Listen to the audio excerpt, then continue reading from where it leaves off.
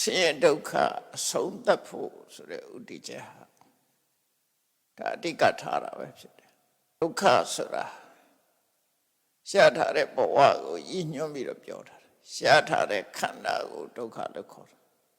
အဲ့ဒုက္ခကိုလူတွေကအများစုကဒုက္ခလို့သဘောမပေါက်တာပေါ့နော်တပည့်စကြာဟောတော့ငါလည်းပဲမြတ်စွာဘုရားကသစ္စာ၄ပါးကိုရှင်းပြတဲ့အခါမှာဒုက္ခသစ္စာလို့ဆိုတော့ရှင်းပြတော့ဒုက္ခ၈မျိုးဒုက္ခအမျိုးမျိုးရှင်းပြတဲ့တည်းပဲသာတိပိဒုက္ခစရပိဒုက္ခပရဏပိဒုက္ခအပိယဟိတပြောကောဒုက္ခပိယဝေပြောကောဒုက္ခ